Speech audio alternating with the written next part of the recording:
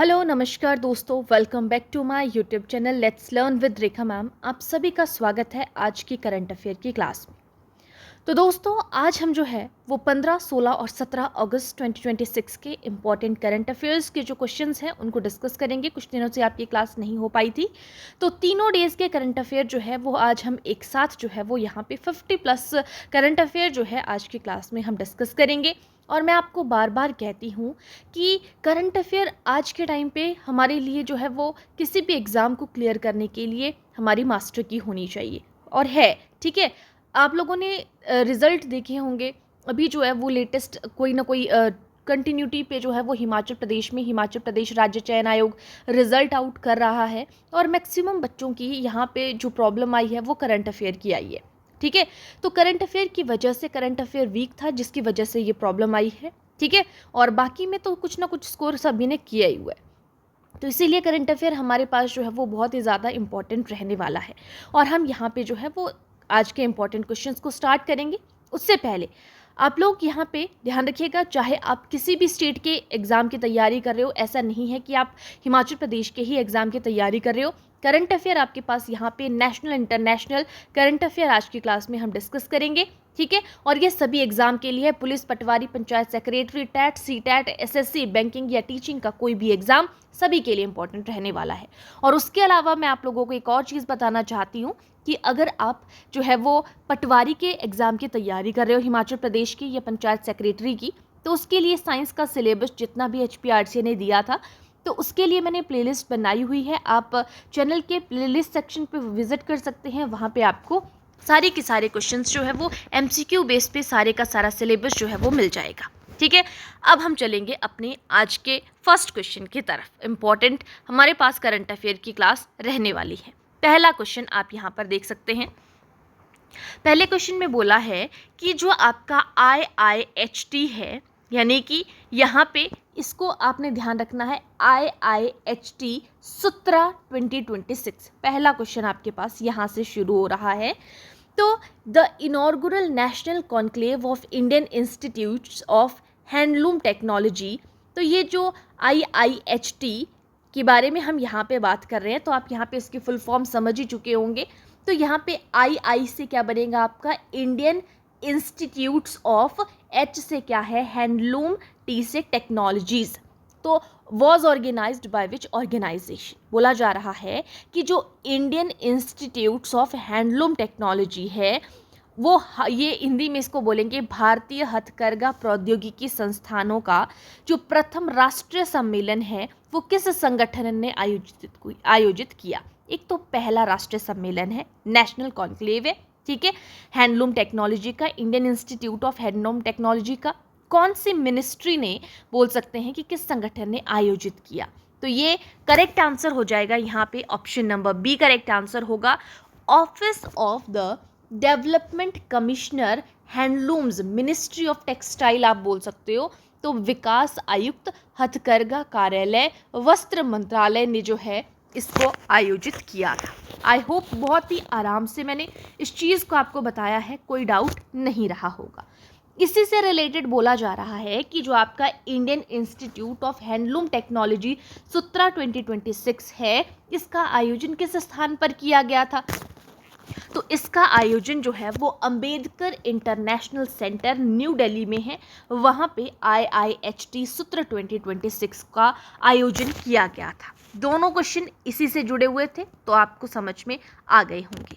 Next question है, अब यहाँ पे बोला है the India Japan stakeholder consultation on skill development was convened by which ministry, कि जो कौशल विकास पर बात हो रही है यहाँ पे, स्किल डेवलपमेंट पर भारत जापान जो हितधारक हैं परामर्श किस मंत्रालय द्वारा आयोजित किया गया। कौन सा मंत्रालय था जिसने जो है इसके ऊपर परामर्श दिए हैं, भारत और जापान के बीच की हम यहाँ पे बात कर रहे हैं। ठीक है, तो यहाँ पे कौन सी मिनिस्ट्री है जिसने परामर्श दिया है, तो ministry of skill development and जो प्रीन्योरशिप है, उन्होंने जो है यहाँ पे आयोजित किया हुआ है। पर यहाँ पे कौशल विकास पर भारत जापान हितधारक परामर्श जो है उस पर ministry of skill development and entrepreneurship मंत्रालय के द्वारा आयोजित किया गया था। नेक्स्ट क्वेश्चन पे आते हैं। नेक्स्ट क्वेश्चन बोल रहा है कि कौशल विकास के बारे में, जो स्किल डेवलपमेंट की हमने बात की, ये भारत जापान परामर्श का मुख्य उद्देश्य किन क्षेत्रों को मजबूत करना था? ये किस क्षेत्र में मजबूती लाना चाहते थे, स्ट्रॉन्ग करना चाहते थे उस चीज़ को? ये मैरीटाइम सिक्योरिटी को, या skill development and work force mobility को? तो ऑब्वियसली हम स्किल डेवलपमेंट के बारे में बात करें तो स्किल डेवलपमेंट का ही उद्देश्य होगा। तो कौशल विकास एवं कार्यबल गतिशीलता जो है इनका उद्देश्य था। इस चीज़ को, work force mobility, skill development को स्ट्रॉन्ग करना चाहते थे, स्ट्रेंथन करना चाहते थे। नेक्स्ट क्वेश्चन है, गैलेंट्री से रिलेटेड बोला जा रहा है। गैलेंट्री अवार्ड्स, वीरता पुरस्कार आपने सुना होगा। तो स्वतंत्रता दिवस 2026 के अवसर पर गृह मंत्रालय ने कितनी वीरता एवं सेवा पदकों की घोषणा की कि इतने जो है वो आपको गैलेंट्री एंड सर्विस मेडल जो है वो दिए जाएंगे? तो कितने मेडल्स की यहाँ पे घोषणा की गई स्वतंत्रता दिवस जो 15 अगस्त को था? तो 1057 जो है यहाँ पे option number C correct answer होगा। 1057 गैलेंट्री और साथ में जो है वो सर्विस मेडल की यहाँ पे बात की गई है, घोषणा की गई है। तो 1057 गैलेंट्री एंड सर्विस मेडल्स की हमने बात की। Announced on independence day 2026 were awarded to personnel belonging to which services? किन सेवाओं के कर्मियों के लिए थे? मतलब ये वीरता और सेवा पुरस्कार किन को दिए जाते हैं? सिर्फ पुलिस सर्विसेज में दिए जाते हैं, या police, fire, home guard, civil defence या करेक्शनल सर्विसेज को दिए जाते हैं, या सिर्फ आर्म्ड फोर्सेस को, या सिर्फ CAPF को? तो ये सभी को दिए जाते हैं जो भी वीरता का काम करते हैं। Option B, police, fire services, home guard, civil defence and correctional services सभी को दिए जाते हैं। ठीक है, नेक्स्ट क्वेश्चन नंबर 7 की तरफ मूव करेंगे। इंडिया ने बोला जा रहा है साइन किया the term of reference. Term of reference TOR आएगा कहीं पे, तो टर्म ऑफ रेफरेंस समझ जाइएगा। भारत ने तरजीही व्यापार समझौते के लिए वार्ता हेतु टर्म ऑफ रेफरेंस किस क्षेत्रीय समूह के साथ हस्ताक्षरित किए? टर्म ऑफ रेफरेंस जो है वो किसके साथ में किया भारत ने? तो वो किया SACU, साकू के साथ में। Southern African customs union, full form आपके सामने है, यहाँ पे आप देख सकते हैं। साउदर्न अफ्रीकन कस्टम्स यूनियन के साथ में टर्म ऑफ रेफरेंस जो है वो साइन किए हैं। ठीक है, नेक्स्ट क्वेश्चन है, ये जो टर्म ऑफ कस्टम यूनियन की हमने बात की, तो बोला जा रहा है कि ये जो साकू या term southern African custom union है, ये इसमें कितने देश शामिल हैं? तो इसमें जो है वो आपके 5 देश शामिल हैं। Option number B correct answer हो जाएगा। नेक्स्ट क्वेश्चन, क्वेश्चन नंबर 9 की बात करते हैं। बोला जा रहा है कि which 2 commissions renewed their MOU for implementing one hub one standard? यानी कि वन हब वन स्टैंडर्ड की जब हम जो है वो कार्यान्वयन करेंगे, इम्प्लीमेंट करेंगे इनको, तो उसके लिए 2 आयोगों ने अपने MOU का नवीनीकरण किया, उसको रिन्यू किया। तो वो कौन से हैं जिन्होंने नवीनीकरण किया? तो करेक्ट आंसर होगा PCIM&H and IPC। Option number A correct answer हो जाएगा। PCIM&H एंड आपका IPC आपने ध्यान रखना है, इन दोनों ने रिन्यू किया। अब ये जो है वो किस मिनिस्ट्री के अंडर आता है? ये क्वेश्चन है कि जो PCIM&H है ये किस मिनिस्ट्री के अंडर आता है? तो हमने क्या बोला था, ये किस चीज़ को दर्शा रहा था? क्या चीज़ थी यहाँ पे? वन हब वन स्टैंडर्ड हमने बात की। तो वन हब यानी कि ये किससे संबंधित है? औषधियों से संबंधित है कुछ इस तरीके का, तो वो आयुष से संबंधित है। ठीक है, तो ये मिनिस्ट्री ऑफ आयुष के अंतर्गत आता है, PCIM&H एंड IPH। ठीक है, नेक्स्ट क्वेश्चन पे चलते हैं। IPC के बारे में बात करेंगे। अभी जो हमने IPC की बात की थी, आपका यहाँ पे IPC भी था और PCIM&H एक ये था जिसने रिन्यू करवाया था और समझौते को साथ में, और दूसरा हमने बात की थी आपका IPC। अब ये IPC क्या है? Indian pharmacopoeia commission. ठीक है, ये आपने ध्यान रखना। जो इंडियन फार्माकोपिया कमीशन है वो किस मंत्रालय के अंतर्गत आता है? अब ये जो है वो फार्मा की बात कर रहे हैं, मेडिसिन एक तरीके से, तो ये भी किससे रिलेटेड हो जाएगा यहाँ पे? ये हेल्थ और फैमिली वेलफेयर से रिलेटेड होगा। फार्मा से संबंधित जब हम बात कर रहे हैं तो यहाँ पे health and family welfare, option number B correct answer हो जाएगा। ध्यान रखिएगा, जब हम PCIM&H की बात कर रहे हैं तो वो मिनिस्ट्री ऑफ आयुष से संबंधित है, और जब इंडियन फार्माकोपिया कमीशन की बात कर रहे हैं तो ये हमारा ministry of health and family welfare के मिनिस्ट्री के अंडर फंक्शन करता है। ओके, नेक्स्ट क्वेश्चन है question number 12। DIBD and NITI Aayog signed a statement of intent SOL to advance which type of AI solution. बोला जा रहा है कि DIBD और नीति आयोग ने किस प्रकार के AI समाधानों को आगे बढ़ाने के लिए स्टेटमेंट ऑफ इंटेंट पर हस्ताक्षर किए। किस तरीके के समाधानों को बढ़ाने के लिए जो है वो हस्ताक्षर किए हैं? तो यहाँ पे मल्टीलिंगुअल वॉइस फर्स्ट AI जो है इसको बढ़ाने के लिए हस्ताक्षर किए हैं। तो बहुभाषी वॉइस फर्स्ट AI जो है इस पर हस्ताक्षर किए हैं नीति आयोग और DIBD। और नीति आयोग ने ये जो आपका बहुभाषी वॉइस फर्स्ट AI समाधानों को आगे बढ़ाने के लिए जो है वो हस्ताक्षर किए हैं। ठीक है, नेक्स्ट क्वेश्चन पे चलते हैं। ये जो DIBD की हमने बात की फंक्शन, ये कौन सी ऑर्गेनाइजेशन है जिसके अंडर ये काम करता है? DIBD। ठीक है, ये DIBD है क्या? मतलब हमने DIBD बोला ऊपर, यहाँ पे भी है ना, तो इसकी फुल फॉर्म एक हमने नीति आयोग, आपको पता है कि क्या है ना? नीति आयोग, योजना आयोग के बाद नीति आयोग बना था हमारा 2015 में। तो ये DIBD क्या है, इससे रिलेटेड हम यहाँ पे बात कर रहे हैं। तो DIBD digital India Bhashini division हम इसको बोलेंगे।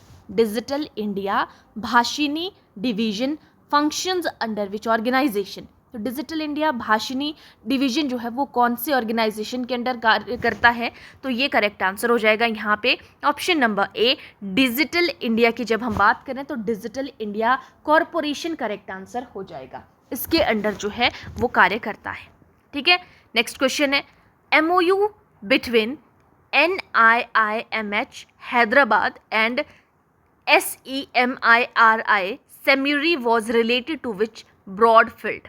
तो जो NIIMH हैदराबाद है और सेम्यूरी के बीच SEMIRI के बीच MOU किस व्यापक क्षेत्र से संबंधित था, ये बोला जा रहा है। तो ये जो है वो Indian medical heritage and indological research जो है इससे संबंधित था। Option number A correct answer हो जाएगा।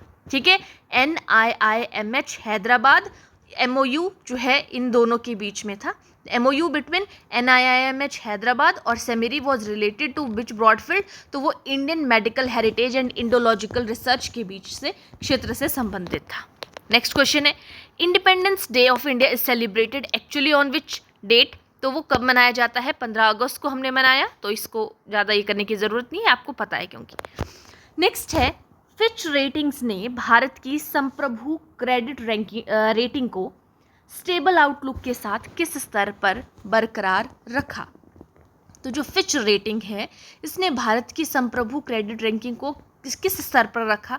तो वो रखा इसने यहाँ पे BBB जो है वो रैंक पर रखा, BBB minus, option number B correct answer हो जाएगा, स्टेट आउटलुक के साथ।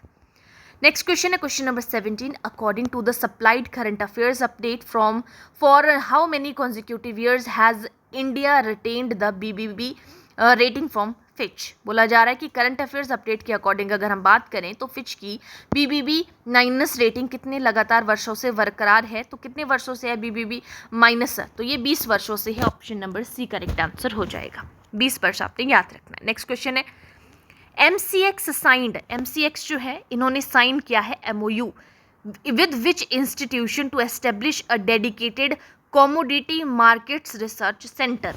तो MCX ने समर्पित जो कमोडिटी मार्केट्स रिसर्च सेंटर हैं स्थापित करने के लिए किस संस्थान के साथ MOU किया? कमोडिटी मार्केट्स रिसर्च सेंटर स्थापित करने के लिए किसके साथ में जो है MOU साइन किया MCX ने?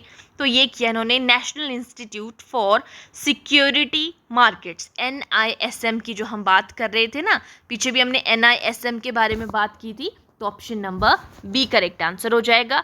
MCX ने जो है कमोडिटी मार्केट्स रिसर्च सेंटर स्थापित करने के लिए NISM के साथ में MOU साइन किया है, national institute of security markets.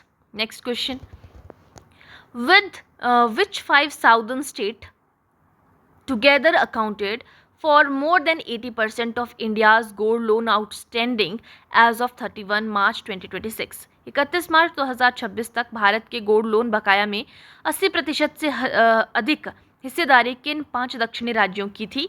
तो वो 31 मार्च तक की बात की जा रही है, किसकी जो है वो अधिक हिस्सेदारी किन 5 दक्षिणी राज्यों की थी? तो तमिलनाडु, आंध्र प्रदेश, कर्नाटक, तेलंगाना और केरला। ये आपने ध्यान रखना है, ये हमारे साउथ की स्टेट्स हैं, इनकी जो है वो 80% से अधिक हिस्सेदारी थी। नेक्स्ट क्वेश्चन है, according to the World Gold Council, central banks purchased a net 51 tons of gold in June 2026. This was their highest monthly purchase of this year. सबसे अधिक मासिक खरीद थी। तो यहाँ पे गोल्ड वर्ड यहाँ पे बोला जा रहा है जून 2026 की हम बात कर रहे हैं, तो यही आपका करेक्ट आंसर हो जाएगा, ऑप्शन नंबर सी। सबसे अधिक मासिक खरीद अब तक की सबसे 2026 थी। बोला जा रहा है कोचीन शिपयार्ड लिमिटेड ने MS मारिया को किस श्रृंखला के दूसरे पोत के रूप में डिलीवर किया? जो आपका कोचीन शिपयार्ड लिमिटेड है ने MS मारिया को किस श्रृंखला के दूसरे पोत के रूप में डिलीवर किया? तो वो किया HS इको फ्राइटर सीरीज जो है वो ऑप्शन नंबर यहाँ पे ए करेक्ट आंसर हो जाएगा। ठीक है, Cochin shipyard limited delivered MS Maria the second vessel of which series? तो वो HS इको फ्राइटर सीरीज जो है ऑप्शन बी करेक्ट आंसर हो जाएगा, दूसरे पोत के रूप में। यहाँ पे कोचीन शिपयार्ड लिमिटेड ने MS मारिया को दूसरी श्रृंखला के तो ये HS इको फ्राइटर सीरीज के दूसरे पोत के रूप में डिलीवर किया कोचीन शिपयार्ड लिमिटेड ने। नेक्स्ट क्वेश्चन है, MS मारिया की हमने बात की, तो ये जो कोचीन शिपयार्ड लिमिटेड ने MS मारिया को किस देश की शिपिंग कंपनी को डिलीवर किया? तो किसको MS मारिया को डिलीवर किया?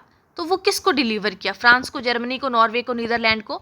तो MS मारिया को जो है वो जर्मनी को डिलीवर किया, option number B correct answer हो जाएगा। कोचीन शिपयार्ड लिमिटेड, पिछले क्वेश्चन को देख लेते हैं एक बार।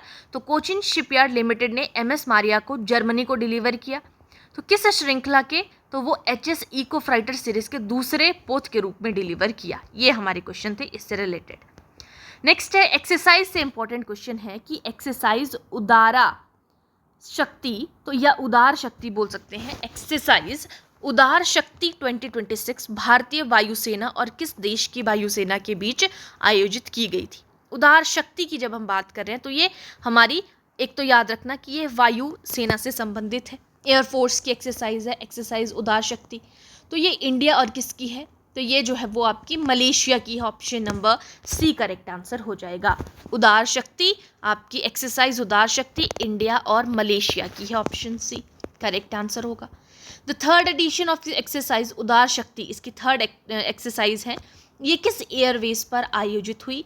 बटर बर्थ एयरबेस पे, या सुबांग एयरबेस पे, या क्वांटन एयरबेस पे, या फिर आपका लाबुआन एयरबेस पे? तो ये Subang airbase Selangor Malaysia, option number B correct answer हो जाएगा। ठीक है, तो ये सुबांग एयरबेस पर आयोजित हुई आपकी एक्सरसाइज उदार शक्ति। नेक्स्ट है, bank of America corporation and Jio financial services limited entered into a joint venture agreement for investment in which company? Bank of America corporation और जियो फाइनेंशियल सर्विसेज लिमिटेड ने किस कंपनी में निवेश के लिए जॉइंट वेंचर एग्रीमेंट किया है? Bank of American corporation ने एक वो है और दूसरे जियो फाइनेंशियल सर्विसेज लिमिटेड है। ठीक है, इन्होंने किस देश के साथ में जो है वो जॉइंट वेंचर एग्रीमेंट साइन किया है? तो वो किया है जियो क्रेडिट लिमिटेड के साथ में, option number B. Bank of American Corporation और जियो फाइनेंशियल सर्विसेज लिमिटेड ने जियो क्रेडिट लिमिटेड के साथ में जो है यहाँ पे जॉइंट वेंचर एग्रीमेंट साइन किया है। जो नेक्स्ट क्वेश्चन है, ग्रामीण ज्ञान सेतु ऐप, जो ग्रामीण ज्ञान सेतु ऐप है वो किसने लॉन्च की है? तो ये जो है आपके अमित शाह ने, option number B correct answer है। अमित शाह ने लॉन्च की है ग्रामीण Gyan Setu app. Gramin Gyan Setu app was launched to integrate libraries across which Lok Sabha constitution. तो कौन सी कॉन्स्टिट्यूंसी है यहाँ पे लोकसभा निर्वाचन क्षेत्र की लाइब्रेरियों को एकत्रित करना है। ग्रामीण ज्ञान सेतु ऐप का उद्देश्य किस लोकसभा की बात कर रहे हैं हम, लोकसभा निर्वाचन क्षेत्र की लाइब्रेरियों को एकत्रित करना इसका उद्देश्य है। तो वो सूरत, गांधीनगर या अहमदाबाद पूर्व या बड़ोदरा। तो ये गांधीनगर लोकसभा कॉन्स्टिट्यूंसी जो है उसको एकीकृत लोकसभा निर्वाचन क्षेत्र की लाइब्रेरियों को एकत्रित करना है इसका उद्देश्य। नेक्स्ट क्वेश्चन है, who launch the revamped India code portal on 13 अगस्त 2026। 13 अगस्त 2026 को पुनर्निर्मित इंडिया कोड पोर्टल किसने लॉन्च किया। जो इंडिया कोड पोर्टल है वो किरण रिजिजू ने पोर्टल लॉन्च किया, अर्जुन राम मेघवाल ने, अमित शाह ने, पीयूष गोयल ने। इंडिया कोड पोर्टल, तो ये अर्जुन राम मेघवाल ने जो है वो इंडिया कोड पोर्टल जो है वो यहाँ पे लॉन्च किया है 13 अगस्त 2026 को पुनर्निर्मित revamped Indian code portal launch किया है। नेक्स्ट है अर्जुन राम मेघवाल की जो हमने बात की, हमने देखा कि इन्होंने जो है वो लॉन्च किया है आपका इंडियन कोड पोर्टल, आईसीपी भी बोल सकते हैं, इंडिया कोड पोर्टल इन्होंने लॉन्च किया है 13 अगस्त को।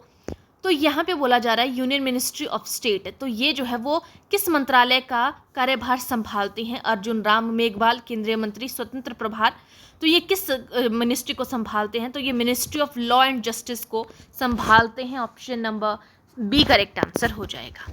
नेक्स्ट है अर्जुन मेघवाल की हमने बात की, ठीक है, Arjun Ram Meghwal ministry of law and justice. Next question है, scientist led by S D. Viju discovered 3 new species of cascade frog in which region of India। SD. Biju के नेतृत्व में वैज्ञानिकों ने भारत के किस क्षेत्र में कैस्केड फ्रॉग की 3 प्रजातियां खोजी हैं। तो अमेरिका ने भारत के कैस्केड फ्रॉग की जो चीज़ें खोजी हैं वो कहाँ पे खोजी हैं, जो पूर्वोत्तर भारत है आपका, नॉर्थ ईस्ट है, वहाँ पे नॉर्थ ईस्ट में जो है वो फ्रॉग की 3 प्रजातियां जो हैं वो खोजी है। यहाँ पे आपने ध्यान रखना है एस.डी. वीजू के नेतृत्व में, ठीक है, किसने की है, किसने नेतृत्व किया है वो भी आपको पता होना चाहिए। अब ये जो SD. Viju associated with which institution mentioned in the current affairs report. अगर हम करंट के अकॉर्डिंग बात करें, जो हमने एस.डी. वीजू की बात की, इनके नेतृत्व में जो है वो नॉर्थ ईस्ट में जो है वो फ्रॉग की 3 प्रजातियां खोजी गई। तो ये किस यूनिवर्सिटी से संबंध रखते हैं, तो ये यूनिवर्सिटी ऑफ दिल्ली जो है उससे संबंध रखते हैं आपके SD. Viju, IIT Delhi, university of Delhi, अच्छा यूनिवर्सिटी बोला है ना, यहाँ पे यूनिवर्सिटी ऑफ दिल्ली से संबंध रखते हैं, ना कि आईआईटी दिल्ली से, ठीक है। नेक्स्ट क्वेश्चन है, नासा ने अपने मून बेस प्रोग्राम में भाग लेने के लिए किस भारतीय संगठन को आमंत्रित किया। तो अपने मून बेस जो उनका प्रोग्राम है उसके लिए, तो उन्होंने किसको आमंत्रित किया, तो उसके लिए उन्होंने जो है वो इसरो को, यहाँ पे Indian space research organization, option number B correct answer होगा, इसरो को जो है वो आमंत्रित किया नासा ने अपने मून बेस प्रोग्राम के लिए। अब नासा से रिलेटेड बहुत बात हो रही है कि जो मून बेस प्रोग्राम के लिए नासा का इसरो को आमंत्रण भारत अमेरिका सहयोग को किस क्षेत्र की ओर विस्तारित करता है ये, ताकि उनका जो है वो long term lunar exploration and human space life हो सके, या फिर डीप सी एक्सप्लोरेशन के लिए गहरे समुद्र की खोज कर सके, या ध्रुवीय कुछ खोज कर सके, परमाणु ऊर्जा के लिए। तो ये किस चीज़ के लिए जो है वो यहाँ पे इन्होंने एक दूसरे को आमंत्रित किया, तो long term lunar explore, long time तक वो जो है वो चंद्रमा को एक्सप्लोर कर सके, मानव अंतरिक्ष उड़ान कर सके। ये जो है यहाँ पे इस चीज़ को ये क्या करना, इस चीज़ के लिए उन्होंने सहयोग किया, तो ये इस चीज़ को जो है वो बढ़ा रहे थे, ठीक है। नेक्स्ट क्वेश्चन है, Sarla aviation receive design organisation approval, DOA का मतलब है design organisation approval, from which authority. Sarla aviation को डिज़ाइन ऑर्गेनाइजेशन अप्रूवल किस प्राधिकरण से प्राप्त हुआ था। तो यहाँ पे अप्रूवल मतलब आप बोल सकते हो डिज़ाइन ऑर्गेनाइजेशन का, संगठन जो डिज़ाइन को संगठित करने का जो अप्रूवल है वो किस प्राधिकरण से प्राप्त हुआ था, सरला एविएशन को। ये क्वेश्चन आपसे पूछा है, तो director general of civil aviation, option number B correct answer हो जाएगा। Directorate general of civil aviation जो है यहाँ, इससे जो है वो इनको यहाँ पे प्राप्त हुआ प्राधिकरण। नेक्स्ट क्वेश्चन है सरला एविएशन के बारे में, कि जो सरला एविएशन एसोसिएशन है with which development of which technology, Sarla aviation मुख्य रूप से किस तकनीक के विकास से जुड़ी हुई है? तो ये किससे जुड़ी हुई है? ये आपकी electric vertical take off and landing aircraft से जुड़ी हुई है। Option number A correct answer हो जाएगा। ठीक है, नेक्स्ट क्वेश्चन पे चलते हैं। नेक्स्ट क्वेश्चन है आपका 36। फॉर्मर चाइनीज प्रीमियर जो जू हैं, जू रोंगजी, उनका निधन हो गया। ये चीनी प्रधानमंत्री थे आपके, फॉर्मर चाइनीज प्रीमियर, ठीक है, यानी कि आपके प्रधानमंत्री थे। तो इनका निधन हुआ, ये पता होना चाहिए आपको कि किस उम्र में हुआ है। तो चाइनीज़ प्रधानमंत्री थे, चीनी प्रधानमंत्री, 97 की एज में हुआ। और इन्हीं से रिलेटेड नेक्स्ट क्वेश्चन है कि ये जो जू रोंगजी हैं, ये जनवादी गणराज्य के प्रधानमंत्री के रूप में किस अवधि में इन्होंने कार्य किया था? तो इन्होंने 1998 से लेके 2003 तक काम किया था। ऑप्शन सी करेक्ट आंसर हो जाएगा। नेक्स्ट क्वेश्चन है, बात हो रही है यहाँ पे 38 नंबर क्वेश्चन है कि भारत सरकार ने किस योजना के तहत, योजना की बात हो रही है, केंद्र शासित प्रदेश चंडीगढ़ में प्रत्यक्ष लाभ अंतरण, प्रत्यक्ष लाभ अंतरण का मतलब है डायरेक्ट बेनिफिट ट्रांसफर के लिए central bank digital currency CBDC digital रुपया लॉन्च किया है। तो यहाँ पे भारत सरकार के किस योजना के तहत सेंट्रल गवर्नमेंट ने चंडीगढ़ में जो आपका डायरेक्ट बेनिफिट ट्रांसफ़र के लिए central bank digital currency, digital रुपया जो है वो लॉन्च किया है? तो ये किस योजना के तहत इन्होंने डिजिटल रुपया जो है वो लॉन्च किया है? तो प्रधानमंत्री गरीब कल्याण अन्न योजना जो है वो option number B correct answer होगा। इसके तहत डायरेक्ट बेनिफिट ट्रांसफर के लिए central bank digital currency, digital रुपया लॉन्च किया है प्रधानमंत्री गरीब कल्याण अन्न योजना के तहत। नेक्स्ट क्वेश्चन है, on the eve of independence day, आपको पता है 80वें नंबर का बनाया गया। तो स्वतंत्रता दिवस 2026 की पूर्व संध्या पर राष्ट्रपति श्रीमती द्रौपदी मुर्मू ने रक्षा बलों और केंद्र सशस्त्र पुलिस बलों के कर्मियों के लिए वीरता पुरस्कार को मंजूरी दी। ठीक है, तो कितने पुरस्कारों की यहाँ पे बात की गई? तो हमने पहले भी डिस्कस किया था, 78 पुरस्कारों की मंजूरी यहाँ पे दी गई। ठीक है, वीरता पुरस्कार, वॉलंटरी अवार्ड्स। नेक्स्ट क्वेश्चन है, रक्षा मंत्रालय ने, जो डिफेंस मिनिस्ट्री है, भारतीय सेना के लिए किस रक्षा प्रणाली की खरीद के लिए टाटा एडवांस्ड सिस्टम्स लिमिटेड और NIBI प्राइवेट लिमिटेड के साथ 1577 करोड़ रुपए के अनुबंध पर हस्ताक्षर किए हैं? तो किसने किए हैं? यहाँ पे रक्षा मंत्रालय ने राष्ट्रीय सेना की किस रक्षा प्रणाली की खरीद के लिए टाटा एडवांस सिस्टम लिमिटेड और NIBE प्राइवेट लिमिटेड के साथ में हस्ताक्षर किए हैं? तो वो किए हैं आपके लॉइटर म्यूनिशन सिस्टम, जो म्यूनिशन सिस्टम है उसके ऊपर। Option number B correct answer हो जाएगा। नेक्स्ट है, भारतीय ग्रैंड मास्टर जो R प्रज्ञानंदन हैं ने सिंकफील्ड कप के चौथे दौर में किस खिलाड़ी के खिलाफ शानदार जीत हासिल की? तो R प्रज्ञानंद ने सिंकफील्ड कप के चौथे दौर की बात हो रही है, किस खिलाड़ी के खिलाफ शानदार जीत हासिल की इन्होंने? तो करेक्ट आंसर हो जाएगा यहाँ पे जॉर्डन वान फॉरेस्ट जो है, forest. Option number C correct answer है। R प्रज्ञानंद ने सिंकफील्ड कप के चौथे दौर में जॉर्डन वान फॉरेस्ट के खिलाफ जीत हासिल की है, याद रखेंगे। भावी पीढ़ियों के लिए एरी रेशम बुनाई की परंपरा को संरक्षित रखने और आगे बढ़ाने के लिए मेघालय के किस जिले में सेंटर ऑफ एक्सीलेंस का उद्घाटन किया गया? तो मेघालय में किया गया ताकि रेशम की बुनाई को वो सीख सके, संरक्षित रख सकें। तो वो किस जिले में? तो री भोई जो जिला है, मेघालय का री भोई जिला है, वहाँ की हम बात कर रहे हैं। किस जिले में सेंटर ऑफ एक्सीलेंस का उद्घाटन किया गया? री भोई, मेघालय में। नेक्स्ट क्वेश्चन है, वरिष्ठ नागरिकों के कल्याण और सक्रिय वृद्धावस्था पर केंद्रित केंद्रीय सामाजिक न्याय मंत्री जो डॉक्टर वीरेंद्र कुमार हैं, याद रखेंगे, केंद्रीय सामाजिक न्याय मंत्री के बारे में बात करें, सेंट्रल जो आपके सोशल जस्टिस मिनिस्टर हैं वीरेंद्र कुमार द्वारा जारी की गई ई बुक का नाम क्या है?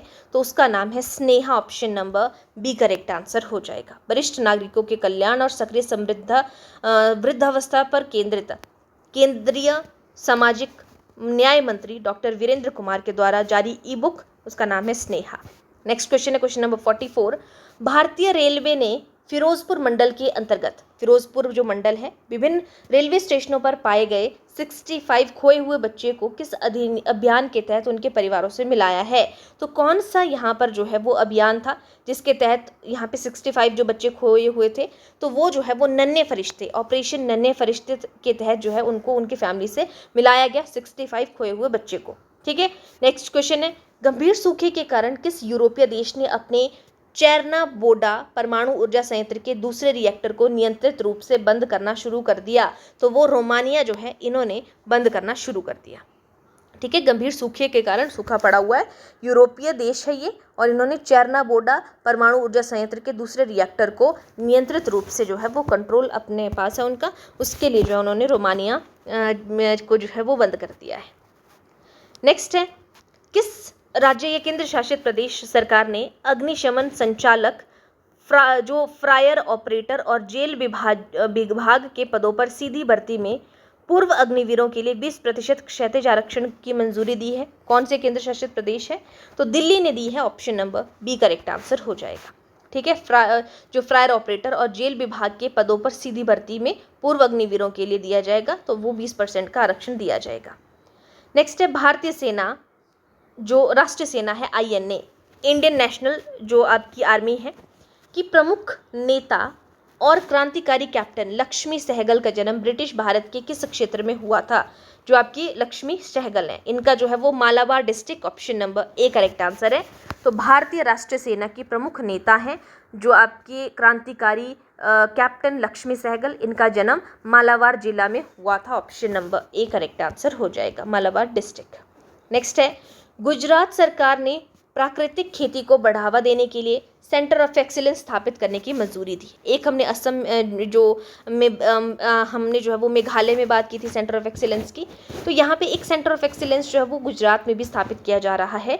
तो ये सेंटर ऑफ एक्सीलेंस स्थापित करने की मंजूरी दी जा रही है। गुजरात सरकार ने प्राकृतिक खेती को बढ़ावा देने के लिए कितने की बात की है? तो 4 सेंटर ऑफ एक्सीलेंस जो है वो गुजरात में स्थापित किए जाएंगे।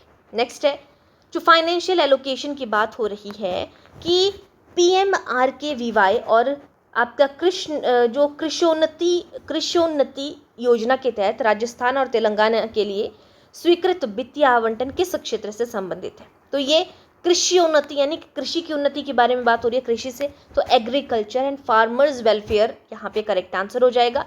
इससे इस क्षेत्र से संबंधित है कृषि उन्नति योजना, PMRKVY योजना। ठीक है, नेक्स्ट है, बोला जा रहा है ये जो RKVY योजना की मैंने बात की, कृषि उन्नति की बात की, तो यहाँ पे राजस्थान और तेलंगाना के लिए प्रमुख वित्तीय आवंटन को मंजूरी किसने दी है? कौन इसके लिए मंजूरी देगा? तो वो शिवराज सिंह चौहान जो है, option number B correct answer है। शिवराज सिंह चौहान से जो है वो मंजूरी मिली है यहाँ पे। ठीक है, राजस्थान और तेलंगाना के लिए प्रमुख वित्तीय आवंटन को मंजूरी शिवराज सिंह चौहान ने दी है।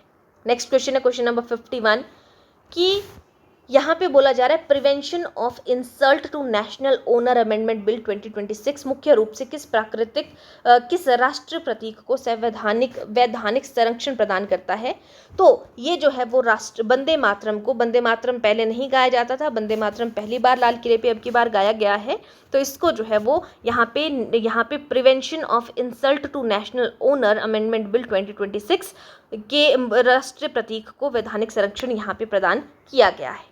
नेक्स्ट है क्वेश्चन 52, बोला जा रहा है जो prevention of insult to national honour amendment bill 2026 है वो किस अधिनियम में संशोधन करता है?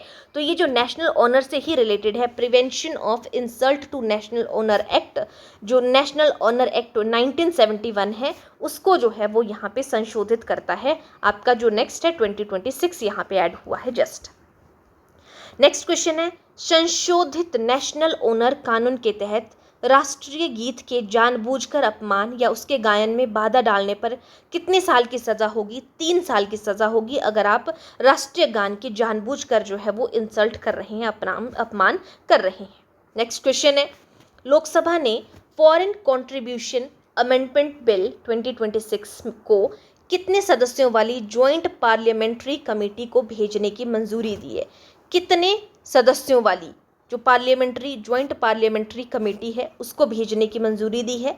तो 31 ज्वाइंट जो आपकी पार्लियामेंट्री कमेटी है 31 मेंबर्स वाली ज्वाइंट पार्लियामेंट्री कमेटी को भेजने की मंजूरी दी है फॉरेन कंट्रीब्यूशन अमेंडमेंट बिल 2026 को। नेक्स्ट क्वेश्चन है, जो कंट्रीब्यूशन रेगुलेशन अमेंडमेंट बिल 2026 है, मुख्य रूप से किस कानून से संबंधित है? तो ये FCRA जो कानून है उससे संबंधित है। Option number A correct answer हो जाएगा। नेक्स्ट क्वेश्चन है क्वेश्चन नंबर 56, जो Barclays private clients Hurun India most valuable family businesses list हैं, हुरून बिजनेस फैमिली की 2025 सूची में फैमिली बिजनेसेस शामिल थे। कितने फैमिली बिजनेसेस जो है वो इस फैमिली में जो है वो शामिल थे? तो यहाँ पे 300 जो है option number C correct answer हो जाएगा। Barclays private client Hurun India most valuable family businesses list की विस्तारित 2025 की सूची में जो है वो 300 फैमिली बिजनेसेस शामिल थे।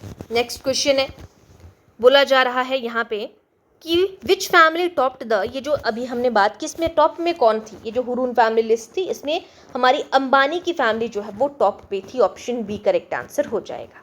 नेक्स्ट है, बोला जा रहा है क्वेश्चन में कि SBI रिसर्च की इको रैप रिपोर्ट ने जो FY फाइनेंशियल ईयर 26-27 में भारत की GDP वृद्धि लगभग जो है वो कितनी रहने का अनुमान लगाया है GDP की?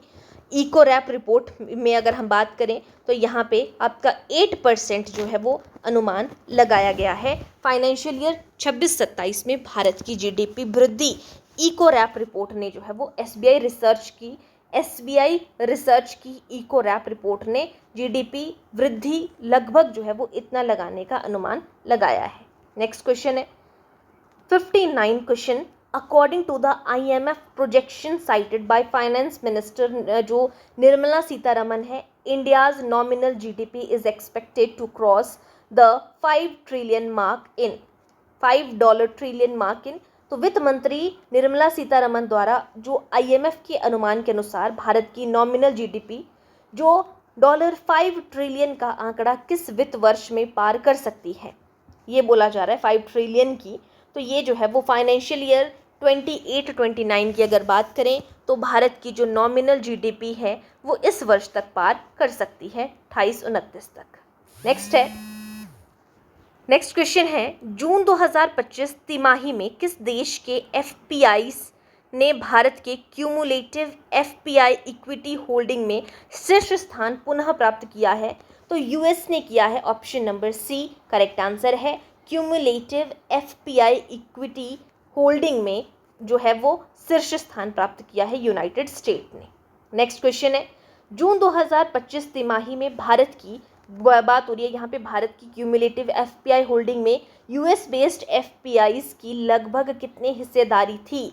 भारत की कितनी % हिस्सेदारी थी? US ने टॉप किया इस पे, ठीक है। तो भारत की जो हिस्सेदारी थी वो थी 31.04%। Option number C correct answer हो जाएगा। नेक्स्ट है, PMS बाजार ने NDML के साथ मुख्य रूप से किस प्रक्रिया को सुगम बनाने की साझेदारी की है? तो ये SEBI accredited investment certification, SEBI aggregated investor जो प्रमाणन है उसको आसान बनाने के लिए जो है वो साझेदारी की थी। PMS बाजार ने NDML के साथ जो है वो सेबी एक्रीडेटेड इन्वेस्टर्स सर्टिफिकेशन को जो सुगम बनाने की साझेदारी की थी।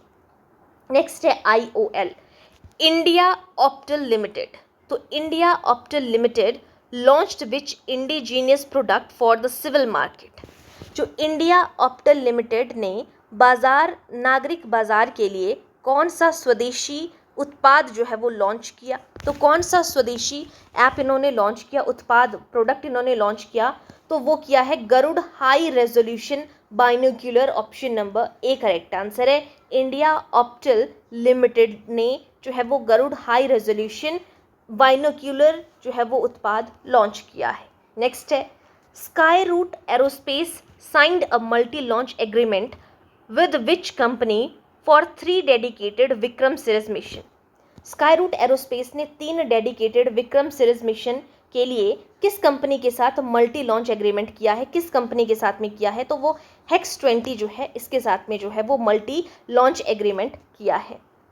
जो Hungary's parliament elected whom as country's new president in August 2026। नया राष्ट्रपति चुना गया। हंगरी की संसद ने किसे देश का नया राष्ट्रपति चुना अगस्त में, ये जो है ज्वाइन हुई, तो ये अंद्रासा वाका जो है, option number C correct answer है। अंद्रासा वाका को जो है वो नया राष्ट्रपति चुना गया। कहाँ की बात कर रहे हैं? हंगरी की बात कर रहे हैं। नेक्स्ट क्वेश्चन है, इंटरनेशनल लेफ्ट हैंडर डे जो है वो कब मनाया जाता है? तो वो मनाया जाता है 13 अगस्त को इंटरनेशनल लेफ्ट हैंडर डे मनाया जाता है। नेक्स्ट क्वेश्चन है, कौन सा युग्म सही सुमेलित है? करेक्टली मैच कौन सा है? तो इंटरनेशनल जो यूथ डे है वो 12 अगस्त को मनाया जाता है, ये सही है, बाकी गलत है। सही सुमेलित आपसे पूछा गया था। नेक्स्ट है, डॉक्टर जोगिंदर सिंह हब्बी को वर्ष 2025 के लिए किस प्रतिष्ठित पुरस्कार से सम्मानित किया गया था? ठीक है, तो यहाँ पे जो सम्मानित किया गया था संगीत नाटक अकादमी पुरस्कार से डॉक्टर जोगिंदर सिंह हब्बी को जो है वो सम्मानित किया गया था। ठीक है, ये आपने ध्यान रखना है। ये थे हमारे आज के करंट अफेयर। आई होप आपको सारी चीज़ें अच्छे से समझ में आई होंगी, कोई भी डाउट यहाँ पे नहीं होना चाहिए। बहुत ही आराम से हमने करंट अफेयर के तीनों डेज़ के जो इम्पॉर्टेंट क्वेश्चंस थे, 15th के भी, 16 के भी, 17 के भी, तो वो सारे हमने आज की क्लास में कवर कर लिए हैं। आई होप सारी चीज़ें अच्छे से आ गई होंगी आपको समझ में।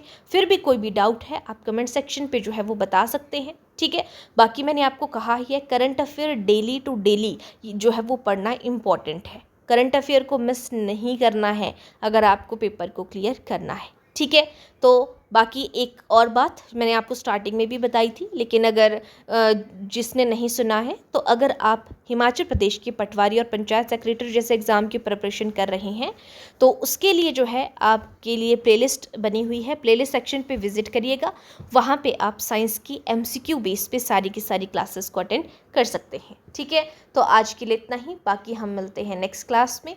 तब तक के लिए धन्यवाद।